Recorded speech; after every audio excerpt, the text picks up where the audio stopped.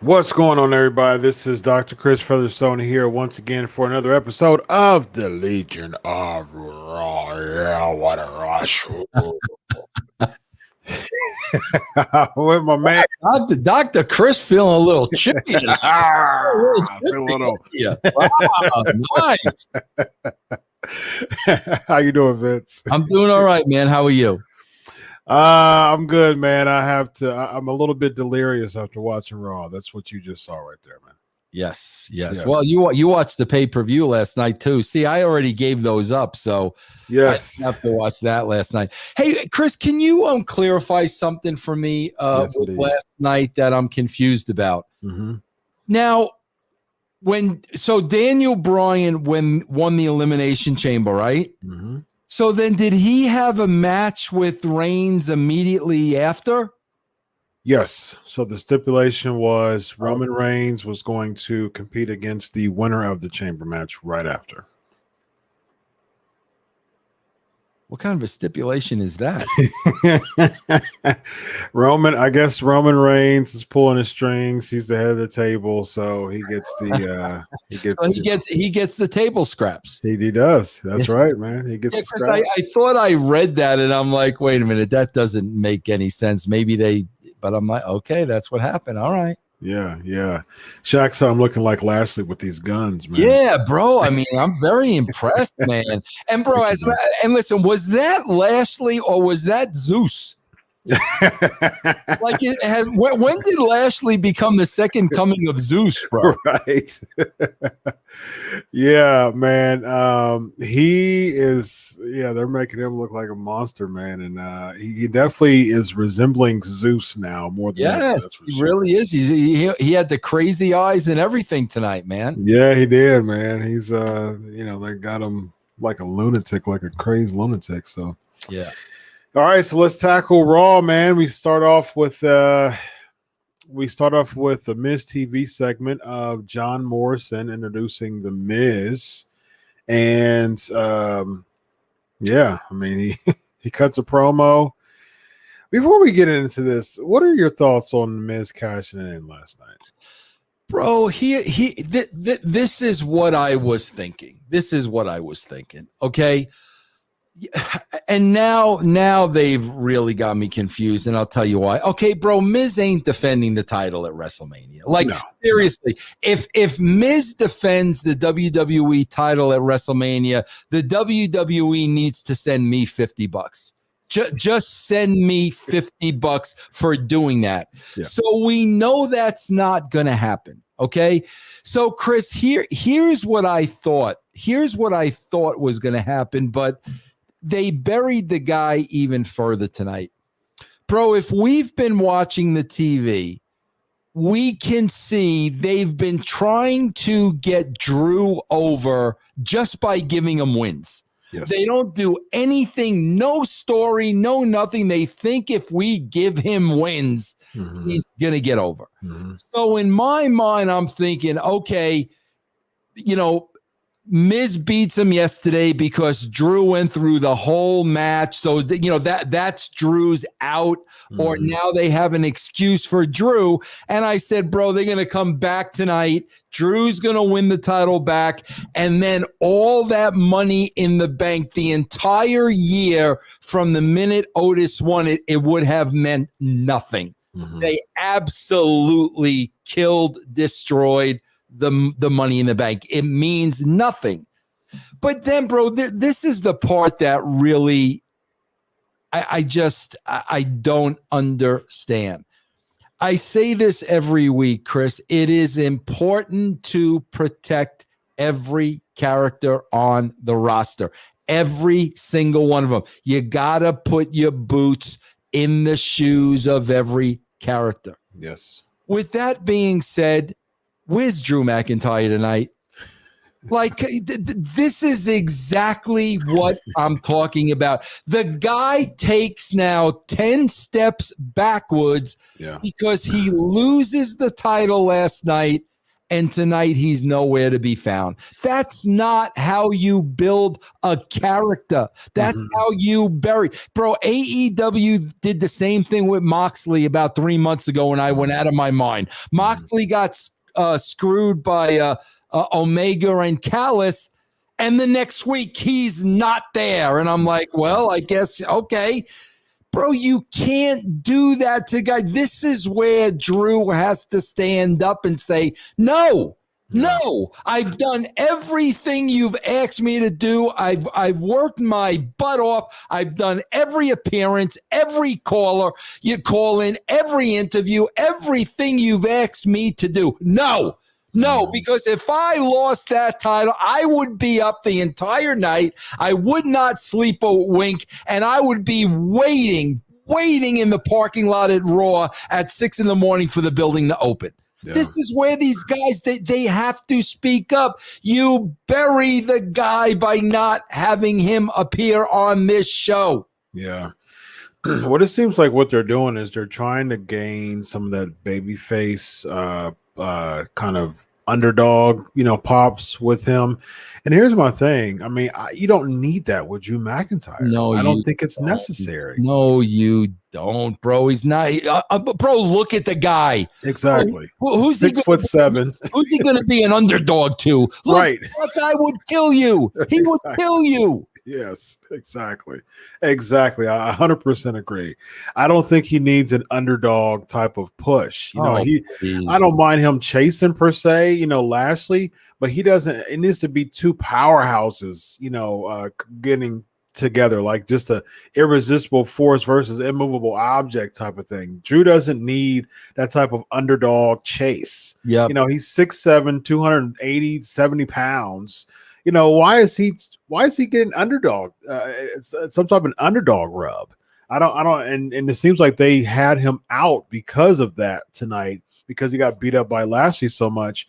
Now I'm okay with protecting Lashley, but he still has some unfinished business with Sheamus. He should have just came out and just beat the brakes out of Sheamus backstage, trying to get to Lashley. They have some type of thing where they can't touch each other, or they're going to be, they can't have the title shot or something like that to keep them, like when they come together at WrestleMania, boom, then it's going to be combustible. I wouldn't have them touch each other. Well, you know what? But you know what, Chris? Here's the thing, bro. You can have them touch each other if nobody has the upper hand.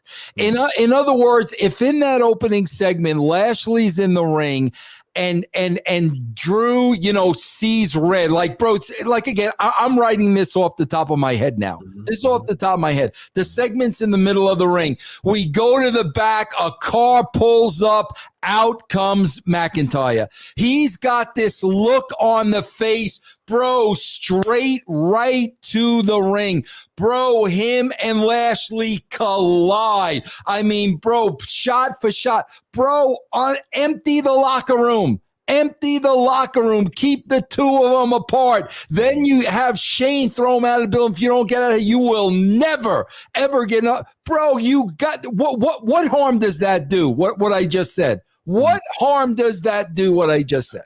Yeah. It does bring it does bring some really riveting type of television.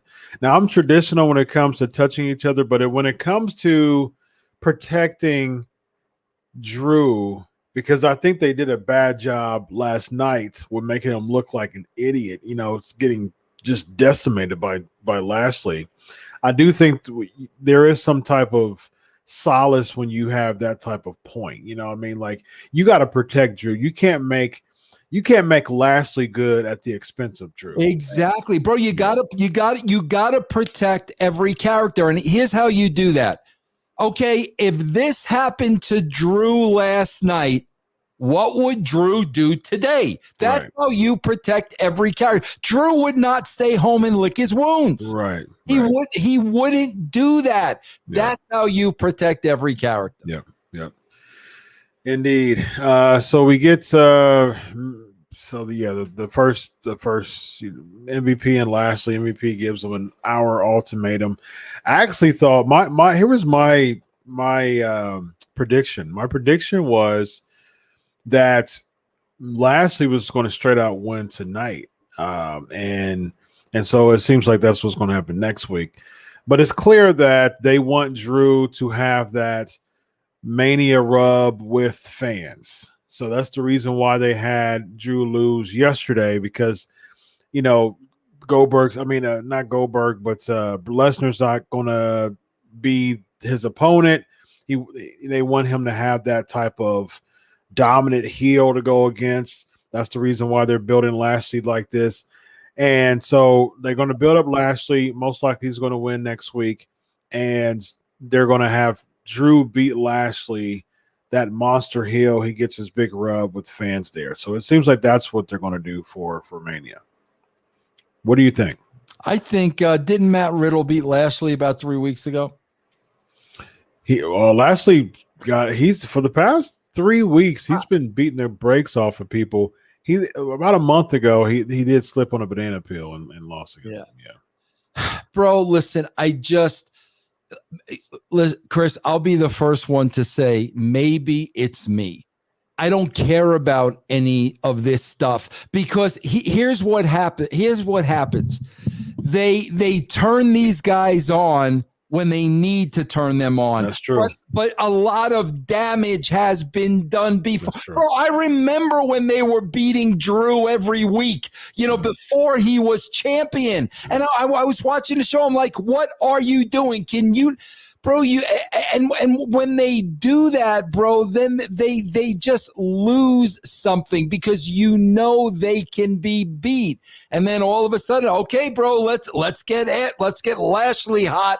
Yeah. Oh, you already did some damage, and this is, bro, they continue to do this over and over and over again. When they're ready to heat somebody up, they just want the audience to forget everything that's happened in the past.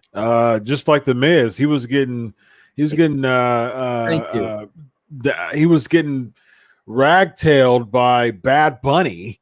And just losing, against Damian Priest and everybody else, and all of a sudden he's the WWE champion. Yep, that's exactly what I'm talking about. They do this all the time.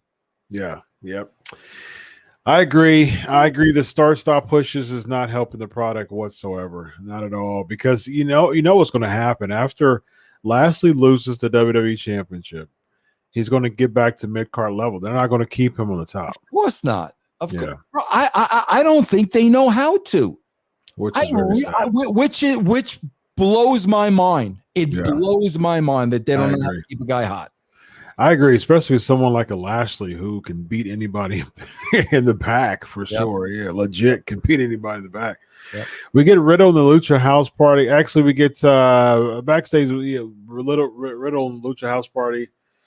I mean, it only took one segment to further demean and devalue the United States champion. You've got Harley Race, you've got Ric Flair, you've got Ricky Steamboat, you got Rick Rude, and you've got Lex Luger, Dusty Rhodes, Riddle.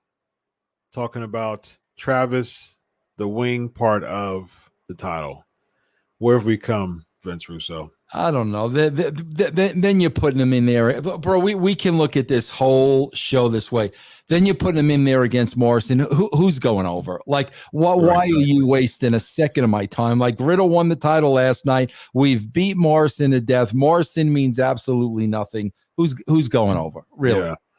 So from what I heard, the plan was to actually have Keith Lee win the title, to beat Riddle to have the title, because it's been planned for weeks to take the title off of Lashley, but still protect them, which is the reason why they had a triple threat, and the reason why they had another person go in, when Keith Lee's gone. There's all types of things. I've heard injury. I've heard Vince McMahon's cooling off on his push. Whatever it is, he's not around anymore for now. I personally would have rather saw Morrison win the United States Championship, just because aesthetically, just the look of Morrison being U.S. champ and Miz being, WWE champ at the Miz TV at the the Miz TV look. I mean, to me, that would have looked better. Just bro, they could have done that if they didn't make total buffoons out of both of these guys. That's true. We're so past that now. You know, they've made these guys a comedy act. And that's why I said, bro, okay, you make Miz a comedy act, and now he's the champ. Oh, now we take him seriously. Okay, yeah, this week we'll take him seriously. Okay. When I saw the cash in, I said, when he was celebrating and holding the belt up, I said, ladies and gentlemen, this is the representative of the World Wrestling Entertainment right now. Like this, it's this guy. It's the guy that we're looking at right now who continues to look like an idiot every single week, lose his championship. He just lost a match a couple of weeks ago to Damian Priest when he debuted. You know what I mean? Like he gets beat up, you know, he gets whipped around by Bad Bunny, gets distracted. Like he hasn't had anything above a mid-card level push in 10 years, you know, and so all of a sudden we're supposed to just forget about 10 years in one night, you know, and as soon, you know, and the thing is, it was as frequent or as recent as the same night when he was starting, you know, Bad Bunny made him look like an idiot. So it's like you can just tell that he's a transitional champ. Yep.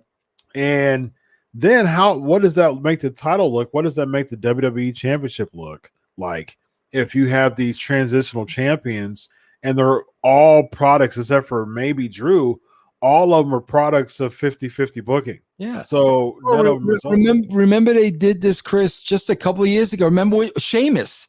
Remember when Sheamus won the title? It was like, what? Yes. Like, I don't know, man. I don't know. Like, I would be booking a completely different company. I can't imagine. I cannot imagine Steve Austin losing the title and him walking into the building the next day ready for work and me telling him he's not on the show. I can't even imagine. Yeah.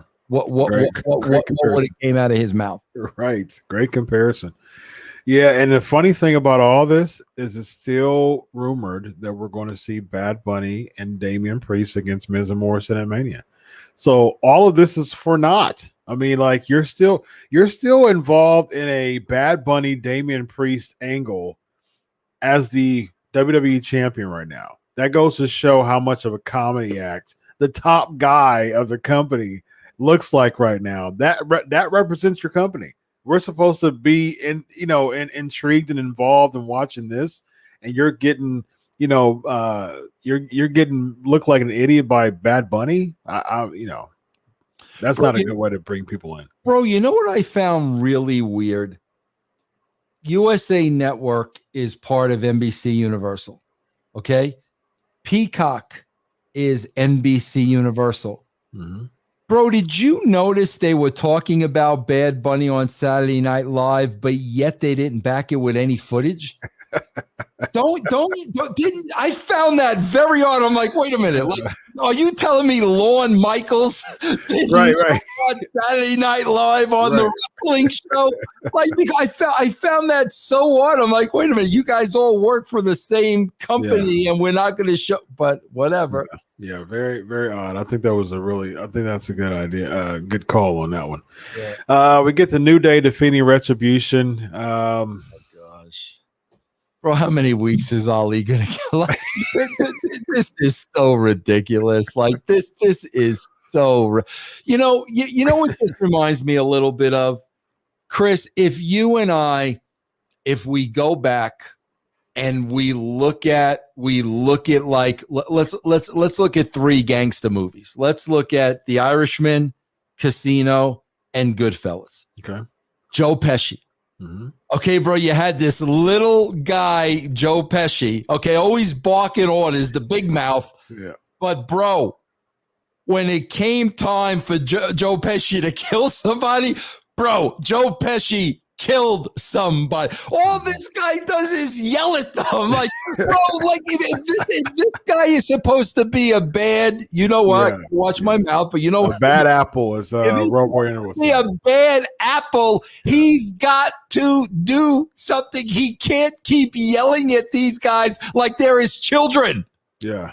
Joe Pesci would have never gotten over if he didn't whack somebody when That's he right. had to whack them. But every week, this guy's yelling at the crew. Now it's turning into full-blown comedy. Yes, I agree 100%. Oh, God. And then a New Day with their remarks makes them look like more idiots. You know, he said, your girl's back and you still lost. You know, they're talking about reckoning. And I just think that's such a terrible spot for Mia Yim. I mean, she doesn't even wrestle. She's just there. She's like, she could be used. She's an attractive person. They can use her, you know, in a much better way.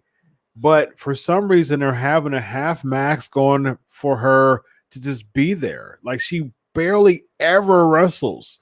This is such a terrible way.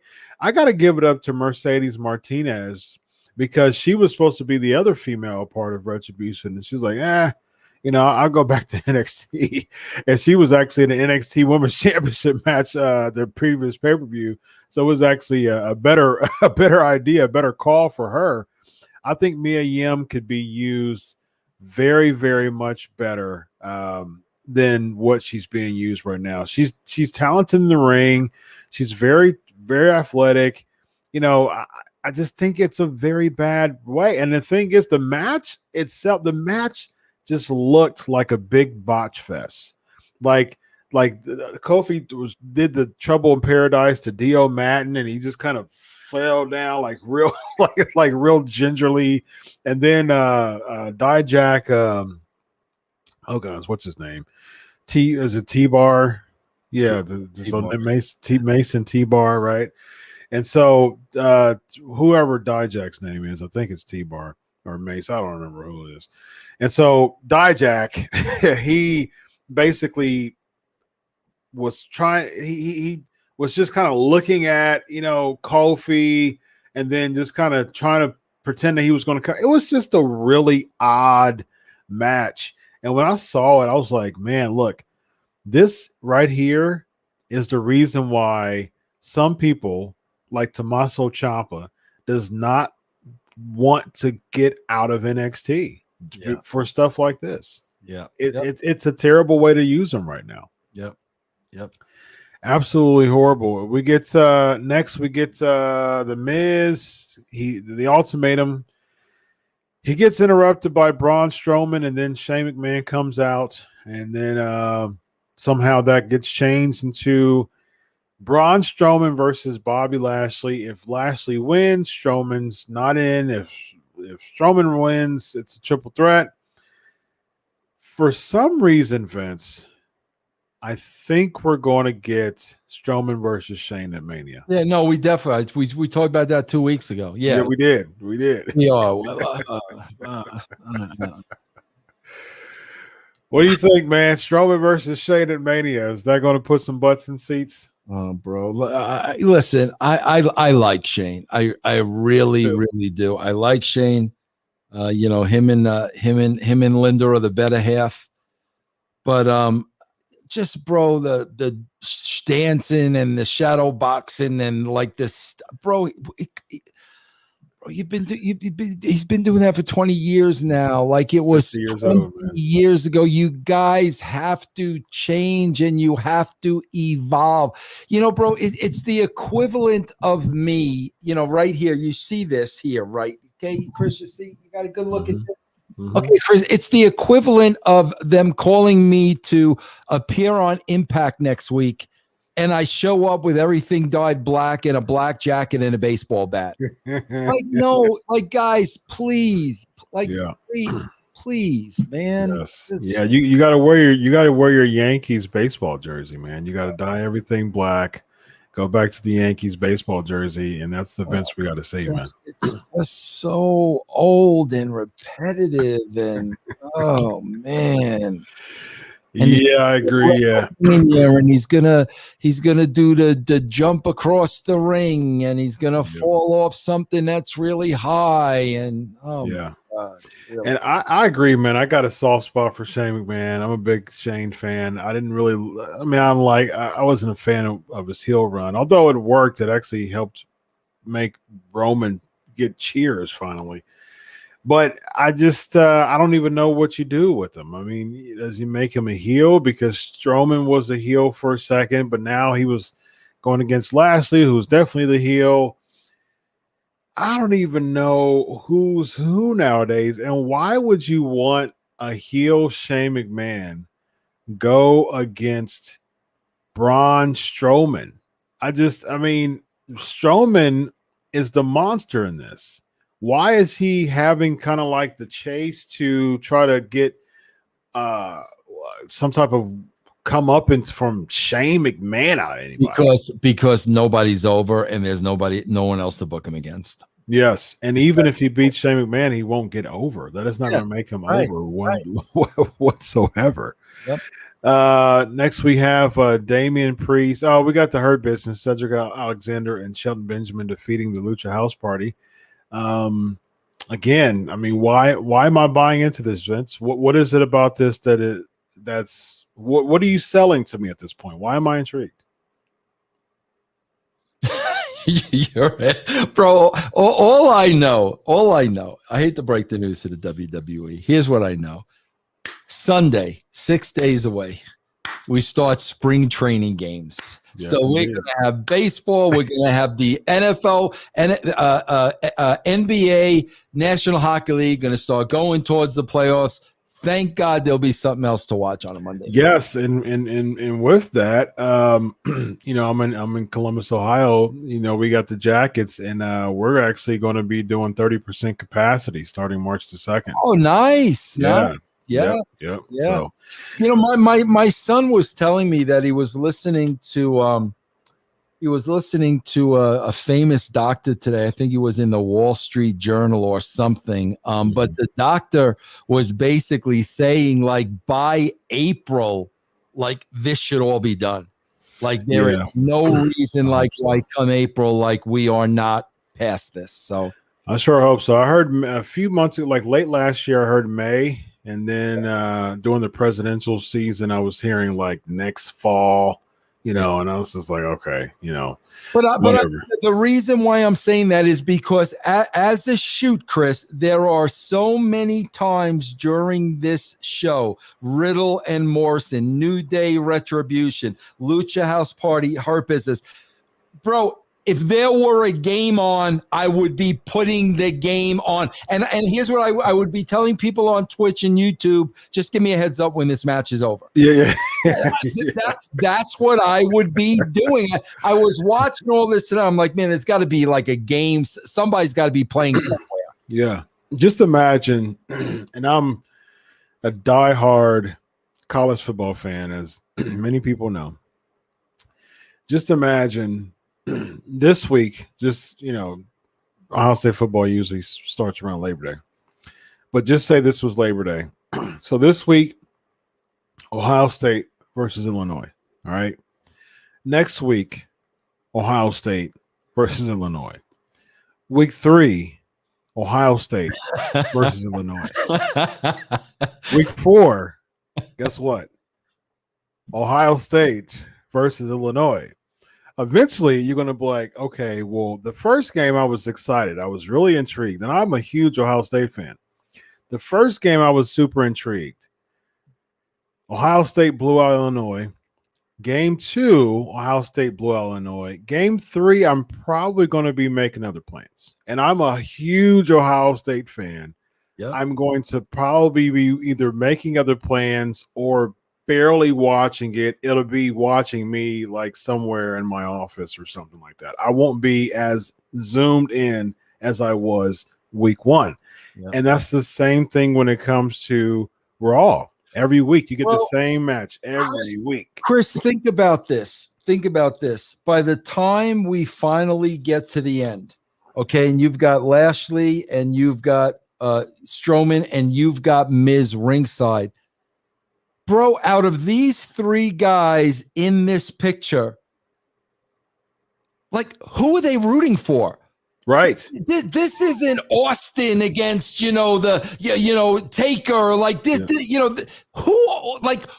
why do you care if any one of these three guys wins or loses? Yes. So, I mean, when you're getting to the main event and you don't have a large chunk of that audience behind somebody, bro, that tells me they're not watching. That's right. Who are they behind in this match? Who are they behind? 100%. 100%. I think about that all the time. And I'm a traditional wrestling fan. I've said that many times. I'm a big fan of the good guys and the bad guys. And you got to be behind somebody. Otherwise, if you're barely behind everybody, or as everybody, it's just, there's nothing that really causes intrigue and buys you in. Like, if I'm watching that main event, the whole point of wrestling is for me to buy into characters, right? And so if I'm not buying in, if I'm looking at that match and I'm just like, okay, first of all, regardless of who wins, it's going to be heel Lashley versus heel Miz. Nobody's really rooting for either one there.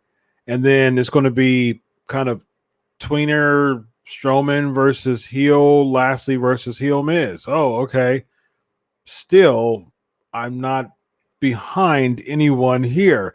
So I think at the end of the day, man, it's their character building is so ridiculous to me because no one stands out.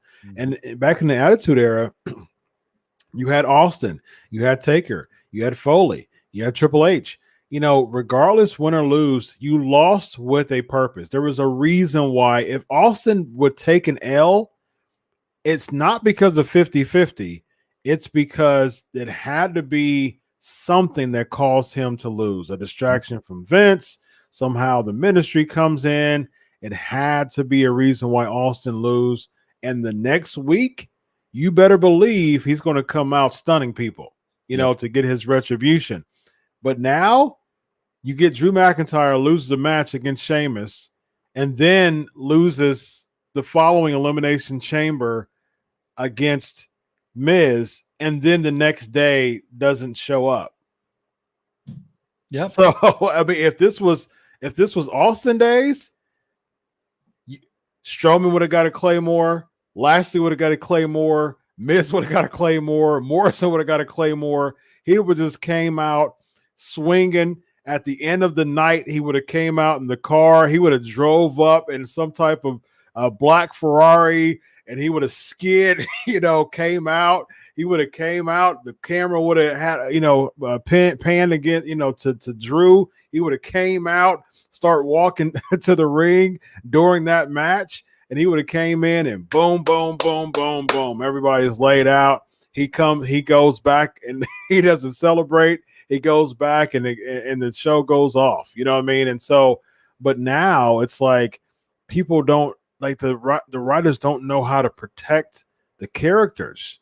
If you're going to, if Drew's the guy, make Drew the guy. Yep. Otherwise, choose another guy. You know what I mean? Like we don't write here. If you're going to choose the guy, choose the guy. Yep. And like I said, bro, it's as easy as, bro, listen, when I'm writing the show, it's me here. It's my computer here. Mm-hmm. Okay, here's where we are in the story. We're just coming off the pay-per-view last night. This is what happened with Drew. Now, as I'm writing, now I'm the character Drew McIntyre. Mm-hmm. What am I doing? Bro, the last thing I'm not doing is not showing up. Right. Like, come on, bro. He's like telling somebody, you know what, man, I'm too hurt, man. Can I take the night off? Hey, I mean, seriously. That's terrible. We get Damian Priest against Angel Garza, ladies and gentlemen. Bro, do you remember, Chris, when the pandemic first set in? Bro, do you remember Andrade, Garza, and Selena Vega will like the whole show for like Yes. 2 months. Yes. All the stuff they did with Garza. Do you remember that? Mhm. Well, Yeah. here we this is what we got. This is what all of that led into. Yeah. And what please tell me, because I don't watch NXT. What is the difference between Damian Priest and the other guy who we don't see anymore? Andrade? No, the other guy who was going to knock on everybody's door, but he didn't knock on anyone's door. Aleister Black. Oh, yeah. What is the difference between Aleister Black and Damian Priest, and what happened to Aleister Black, and why is Damian Priest hanging around with what? So Damian Priest he's decent. You know, I like Damian Priest. Good look, but I don't know. Yeah, he has a good look for sure. About him. Yeah, I think they needed to spend a lot more time building up Priest. See, here's my thing, Vince. Just randomly beating people, right, is not a way to build them. Right, that's all they do when it's time to turn somebody up. Win. Okay. Yeah, and win, and then all of a sudden, no rhyme or reason, the person starts losing all of us. You know, it just there's no consistency there, and it's like it just doesn't make any sense. He's with Bad Bunny because they're both Puerto Rican. I mean, he just came in to Raw. And in the backstage with Bad Bunny, and that's what you get. I wish that they would spend more time building Damian Priest, because I think that he has a really, really good look to him. Yes. And I think he has a ton of potential. But I think they need to spend time with characters. Build your characters. I mean, again, I don't understand by coming in, beating The Miz, beating whoever else. Oh, okay, well, now that's a way to get him over. No, it like I always say, that wrestling is 70% of what happens outside the ring and 30% of what happens inside the ring. Before you step foot in that ring, I need to be sold on you. Yep. That's the reason why I love old school wrestling. For months, you would have Razor Ramon vignettes. And so he didn't have to step foot in the ring one time. And I knew that Razor Ramon was this cocky, arrogant heel, this bad guy that I hated. I hated him before he even stepped in the ring. Same thing with Mr. Perfect. Yep. He thought that he was this pompous, arrogant show off. And before he stepped one foot in the ring, I hated Mr. Perfect. Yep. Because he was so arrogant. It's simple, bro. Yes. Because of vignettes of throwing basketballs up and it landing, saying perfect, hitting hole in ones. Yep. And it's like, before you step foot in the ring, same thing with DiBiase. Everybody has a price. He did vignettes. He's kicking basketballs from people, after a while. He's all of that is outside of the ring. And so the only thing that inside the ring does is enhances your character. Now it's reversed. Now all these flips and flops and everything, somehow we're supposed to buy into the character based on what's in the ring, and that doesn't stand out. Every match looks the same now. So what match stands out nowadays? Yep.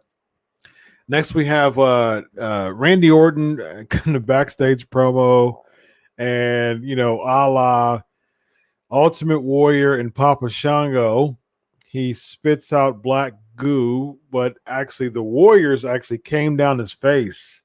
And so, he's shouting out the Warrior Papa Shango angle back in 92, whenever that was. Like, bro, what why is Orton agreeing to do this?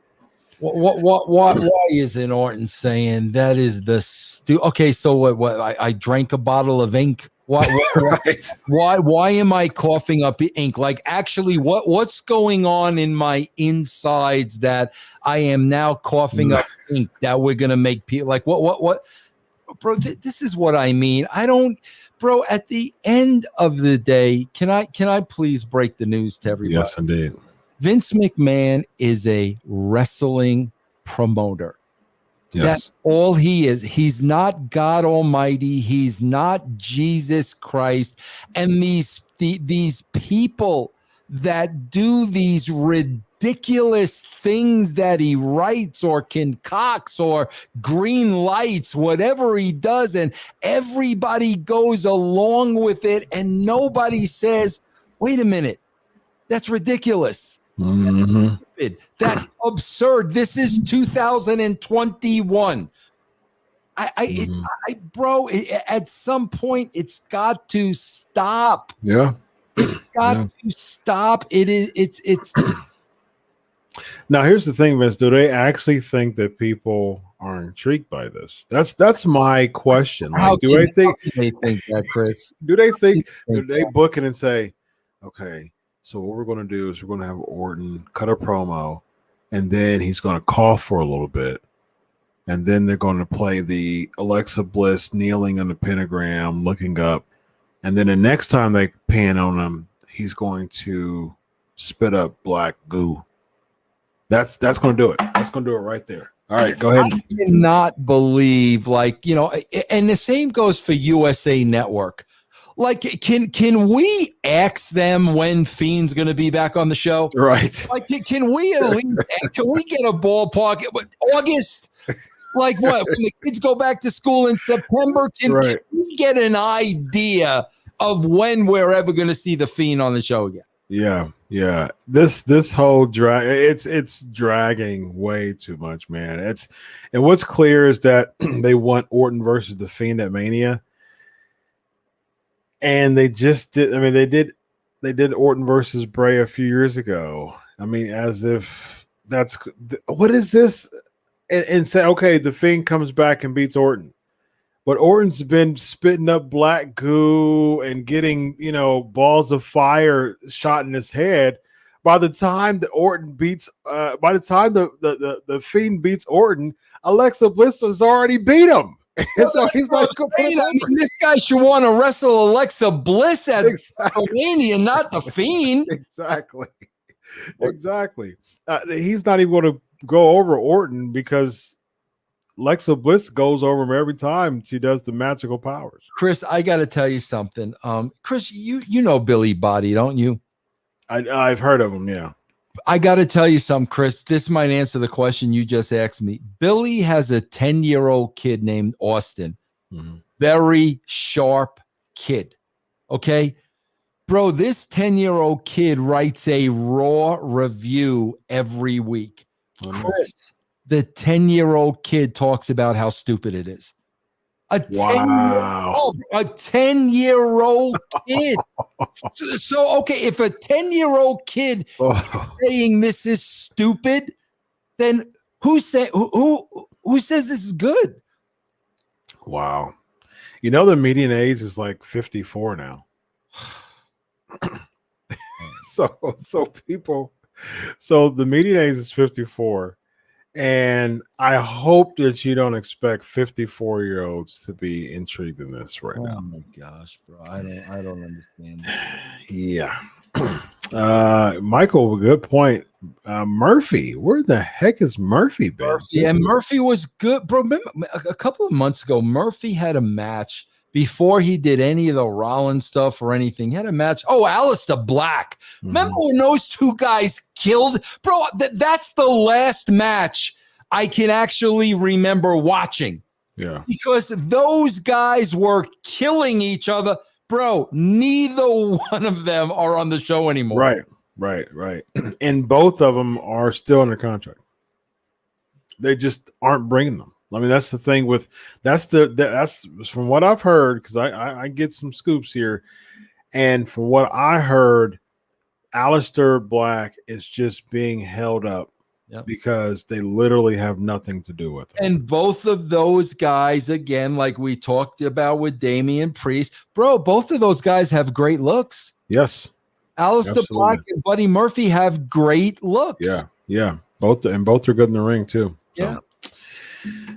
We get Sheamus. Shayna Baszler and Nia Jax once again. They're beating Asuka and Charlotte Flair. Team Pretty, yes, Team Pretty. They're beating Charlotte and Asuka. So this is clearly the beginning of the dissension between Asuka and Charlotte. So from what I heard, the original plan was supposed to be Lacey and Charlotte at Mania. Lacey was going to beat Asuka for the title, and then Charlotte was going to chase the title as if she needs to and win the Raw Women's Championship at WrestleMania. And so Lacey's legit gone for her pregnancy. And so what it seems like is because what it seems like now is that you'll get Asuka versus Charlotte at Mania. Why in the world do we need another Charlotte involvement in a world title match at a WrestleMania? Why do we need this, Vince? I don't know. I don't know. We don't care about anybody. That's why. Yeah. We don't care about. Look, all these girls. This was the women's revolution and all that. Every single one of these girls are on the same playing field. Yes. They're all right here. Like yes. They're all Naomi's equal to Lana, who's equal to Shayna Baszler. They're all like nothing. They're nothing. 100% agree. Yeah, I would much rather, for the sake. See, first of all, Charlotte shouldn't be chasing the championship. She chased the title last year. She chased the NXT championship last year and won it against Rhea Ripley. Why in the world is Charlotte chasing another championship? She main evented the year before as SmackDown Women's Champion. She main evented WrestleMania. She chased it last year and won. I think it's terrible. I'm not a fan of this whatsoever. And I once again cannot stand the fact that they continue to make Asuka look like an idiot. She gets hit, and so she's like she's like the whole time. I just can't stand what they're doing with Asuka. Here's my thing. If Asuka's one of my favorites, just women's wrestlers, period, but they're doing such a terrible job with her. This is what I think they should do.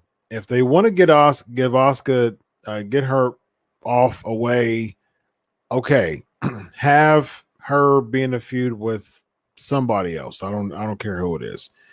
Have Charlotte beat her, which I don't like though, because she's beat Asuka like multiple times. She ended her streak at Mania a few years ago, New Orleans, and then she beat her like a week or two before WrestleMania in New York to set up the main event triple threat match. So she continues to beat Asuka and continues to make her look lesser than. But if they want, Charlotte needs to be the heel for a babyface to chase the title. And if it was up to me, it would be Naomi the one chasing. They need a really good babyface that has a really good ability for people to get behind. Naomi should be chasing, and it should be Naomi versus Charlotte, and she should have her moment at WrestleMania. That would be my pick. Yeah, and they did the same thing with her. What did they put the belt on Naomi for about 15 minutes? Remember? Yeah, a cup of coffee. Yeah, what was that like? I don't know. Yeah. I've said this all along. I swear, I think pound for pound, Naomi could be the best athlete. 100%. Absolutely. 100%. Pound, this girl is unreal, bro. Yes. 100% I agree. She has the look. She's super talented. Love her entrance. She can be a merchandise magnet with all the glow stuff. Just think about the encouragement. And you like to blend pop culture with wrestling. Just think about the female, especially the black young female pool that Naomi can attract by her merchandise and her positive, very encouraging, winning, climbing up that ladder. This is Black History Month, so Naomi can use this month to be chasing, Charlotte Flair and win, Royal Rumble. And just, you could do so much with Black History Month and someone like a Naomi on her road to chasing the title, that it can bring so many people in to the product because you have a very successful, athletic black female making her way up the ladder and say that you can do it too. Why don't they see that, Vince? Yep. And, bro, it's like you look at Naomi and, like you were talking about vignettes and that stuff. Bro, I look at Naomi and she looks like when it comes to sports, she looks like she could be good at everything. Absolutely. You know what I mean? She looks like she could hit a softball over. Yeah. And Spike a volleyball. Yeah, I mean, she just looks like you put a game in front of her and she'll ace that. We get nothing, man. Yeah. We just get nothing. Yeah. She's teaming with Lana, ladies and gentlemen. Yeah. Like she's like, that's where we're at, Vince. She's legitimately for no reason. Yeah, for nothing. Absolutely. Yep. Sheamus and Jeff Hardy. Like this match isn't brand new. So they did this for months and months and months on SmackDown. Yeah, so that's that. Backstage, you get. So what was this all about, Vince? What was this? This was the best thing on the show. Okay, please explain. Well, listen, I was looking at I was looking in Charlotte's eyes. Mm-hmm. Charlotte was really tearing up. Yeah, and the story, from what I understand, is that Flair literally asked if he could be on the show because from a financial standpoint, he really needs the money. Mm-hmm. And from what I understand, that's why Flair is written into these shows. Mm-hmm. And bro, I know Flair. Listen, man, when I was at TNA, bro, he was borrowing money from them at TNA, advances and whatnot, and then not paying it back and all kinds of stuff. So now, bro, if this is true, this is his daughter who has been dealing with this her whole entire life. Mm-hmm. Her father, who, with all due respect, almost is like a child when it comes to wrestling. When you saw bro, what blew me away was the 30 for 30 on Flair on ESPN. Yeah, I watched it. The whole thing was about how I neglected my family. Wrestling was first. Wrestling was first. Wrestling was first. And after all this, when that 30 for 30 ends, you're sitting there saying, yeah, bro, wrestling still is first. Yeah. Like it still is first with you. Like we heard what you said, but you're still choosing it over your family. Living the gimmick. Yes. And bro, I was feeling, and maybe I was worked, bro. I don't think I was, but I was feeling some real emotion from Charlotte. It felt very real to me. Bro, on this entire show, that was really the only thing to me that was worth my 5 minutes. I'm glad you enjoyed it, man. I didn't enjoy it, honestly. I just think it just led to nothing. I mean, it didn't go. Yeah, but I thought there was some reality to it. I appreciate the authenticity of it. But again, to me, it's like, what is this? I mean, does this make Charlotte more of a heel? Does this make Flair a baby face? I mean, what does it do? I just, that's where when I was looking at this, I'm thinking, okay, I see some authenticity there, but I'm like, okay, so this segment's over, and what? Yeah, no, I'm with you. I'm with you. It didn't accomplish anything. Yeah. Well, we'll see what it does. We'll see if and how they booked the Charlotte Asuka thing. They're booked it as like if Asuka's going to be the one who turned. I'll surely hope they don't do that. I'll surely hope they don't turn Asuka to a heel. That would be absolutely terrible. They're going to put Flair with Asuka? Oh, Vince. Why'd you say that? Now, Vince, now if the WWE hears this, they're going to put Flair with Asuka. No, guys, the WWE, we're just playing. We're just playing. Now, that's not going to happen. Don't do that.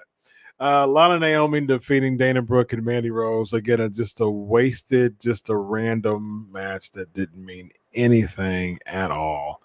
AJ Styles defeating Ricochet again.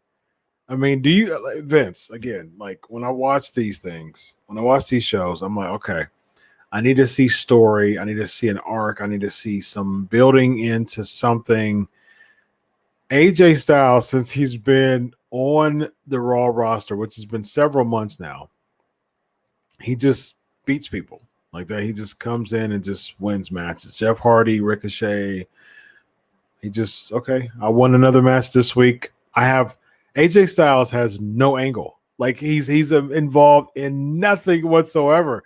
And it's like, what is he doing now? And Ricochet's even worse. He's just continuing. And the dude's a stud, man. Ricochet is an absolute stud. One of the funnest people to look at. I mean, as far as wrestling wise, in the whole roster, and nothing, just a bland vanilla character. And not only that, like, why is Big Ninja with AJ? Again, yeah, it still doesn't make any sense. I mean, bro, if anything, again, like, I guess Elias has disappeared again. Yeah. But if anything, if anybody was going to have a head of security, it would have been Elias. Yeah. And anybody, him, Big Ninja holding people back. Rockstar, yeah. The pairing with AJ, yeah, who is supposed to be the greatest wrestler on the planet, but yet you need Big Ninja. Like I still don't understand that. Yeah. And they're making him, I guess, have a bigger spotlight because he chokeslammed Xavier Woods last week. Now he's ripping the plexiglass off the chamber on Sunday, and this week he double choke slams Ricochet as if that's going to do anything. I don't know, man. Ricochet, he just has to be in the spot right now. He's like, get me out. Like there's just, week after week after week after week, he loses and loses and loses and loses and loses, and it's like at this point, your dignity's on the line. You know what I mean? Like you have to get to the point where you're like, man, I'm not going to renew some contract. Can I get bought out of it? Can something happen? Because he's just not really in a good spot at all, man. Yeah.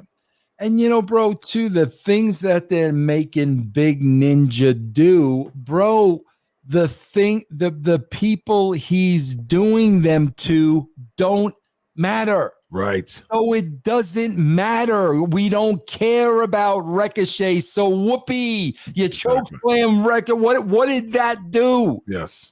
Like everybody else has made Ricochet look like you're no different. Nothing. Nothing. Yeah, I agree. So we get Strowman and Lashley at the end. I like what they're doing with Lashley, and again, I unfortunately this is going to be, I think, just a stop, just to make Drew look good. But if there's any silver lining to this, Bobby Lashley is finally going to win the WWE Championship. And to me, that was long overdue. He should have won it in the, during his ECW championship days back in the day. Dude has so much potential, and he's almost 45 years old. And so, that's one of those things that you wouldn't imagine someone who's 45 years old, winning his first championship. And so, looks like Lashley's going to be that guy. You know what I mean? So I hope so. Yeah, if he's that guy, Chris, I'm just looking at like what a debacle with that Money in the Bank. From the second Otis won it till if Miz loses next week to Lashley, what a waste of the potential of what they could have done with that. What a massive waste. Otis winning it, period, was a terrible idea. I mean, that's from the very beginning. I don't even know why they even had him win it just to eventually lose it. It seems like that wasn't in the plans to have Miz, win that case, but they just wanted it off of Otis because they were like, Vince, from what I remember back in the day, back then, Vince was high on Otis, which is the reason why he had that match against Dolph Ziggler at Mania last year. And so he was pretty high on Otis for some reason. I mean, I like Otis, but I mean, he not as a world champion, not by any stretch.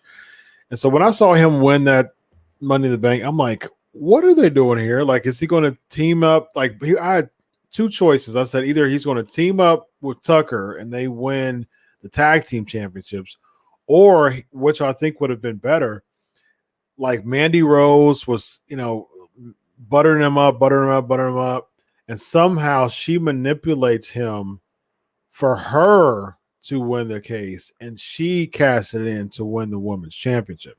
I think that would have been much better if she would have done. If they would have done that. What happened to that poor slob? Yeah, Tucker.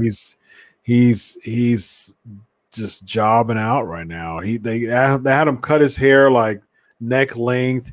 He's wearing like pants. He's wearing like his trunks are like over his shoes now. It's like, I mean, and he has like Knights on his trunks, the back of his trunks, and he hasn't been called Tucker Knight since like NXT. So he's only been called Tucker. I would love as a shoot. I would love to know the percentage of talent there that are absolutely miserable. I would absolutely want to know that as well. And Tucker seems to be one of them, and I think Ricochet's heading that way too, for sure. Oh, there's so many. I mean, bro, look at bro. When you look at bro, seriously, we could go through this entire roster. How many people's stock has risen compared to stock that has fallen? Bro, look, Mandy Rhodes. Right. I mean, bro, you can go up and down both rosters, and it's like, man, bro. Yeah. Like, see, this is, Chris, I really believe every talent is a brand. Mm-hmm. And I really believe, the exposure of being on TV is not enough to promote your brand, because if you're on there every week jobbing out, being made to look stupid, it's not going to help you in the long run. You've got to protect your brand. Yes. And bro, they've got, like I said, man, they've got a 75-year-old man making last minute decisions at the 12th hour. Gosh, bro, at some point you've got to start calling him on some of these calls, man. Yeah. But there's an atmosphere right now that everybody is so afraid of Vince. And, why? Why? Because he's probably a bitter old man. He's 75 years old, and he is livid. He doesn't have Pat Patterson with him now, to really kind of be his kind of voice of reason. And, dude's 75 years old. And bro, have we heard anything of what that woman is doing that was hired to oversee like Raw and SmackDown? Nothing. Have we heard anything about her? Nothing at all. No, nothing. As far as I know, nothing. Bro, is Warrior's wife Dana still involved creatively? Do we know? She's, that's a good question. I haven't heard from her either. I know that they brought her on for a little bit to help with the creative, but she's been out of the loop as far as people that's in there for a long time. I don't even know. Yeah, I'll find out. Yeah, I don't even. I mean, and even with her, I mean, why did they even hire her to be a part of creative anyways? Though, like, I mean, what type of credentials does she have to be a part of the women's creative team? I don't necessarily understand that. Oh, she's an ambassador now, a WWE ambassador. Yeah, that's where she is. All right, let them know about the brand, my man. Yeah, guys, please, I have 2 platforms, russosbrand.com, which Chris just put up. Thank you. And also patreon.com/Russo TWC. Guys, there's dozens of shows on both formats. You could pick and choose what you want. No long-term commitment. It's for the price of a cup of coffee. You could really be entertained all week long. That's right. Yeah, cup of coffee. Yeah. Vince, thank you for indulging me as we roast Raw. It's always a pleasure, my man. And I hate always being so negative, Chris, but I'm going to say what I say every week. If they don't care, how can they expect us to care? Vince, look, I don't care about being negative when it comes to Raw. I feel no. Listen. Look, if I have to indulge 3 hours of my Monday, okay, now I'm going to tell you something. I spend my day all day long sitting in front of people, learning about their deepest, darkest secrets, their whole life, and I'm spending a bunch of my energy changing people's lives sitting in front of me by way of psychotherapy. And I am mentally drained by the time I come home. And I come home, I change my clothes, I go to the gym, and I spend time with my family when I come home. And I have to take myself away from that, Vince, to indulge watching Raw for 3 hours. If you're not presenting me a tip-top product, you will get roasted. Yeah. And so I have zero regrets. I feel zero. I don't care. It doesn't bother me at all. And so that's the reason why I'm glad I'm roasting Raw with you. If Raw's a good product, look, I'm all for it. I'll give them props. But my expectation is pretty high. I've been watching Raw since it debuted in 1993. I know what's good Raw. I know what's bad Raw. And we haven't got it. So that's what you're going to hear from us. You're going to hear the Raw of Raw. Yep. That's it. Yes, indeed. He's Vince Russo. I'm Dr. Chris Featherstone. And you just listened to another episode of Legion of Raw. Have a good night, everybody. Bye-bye.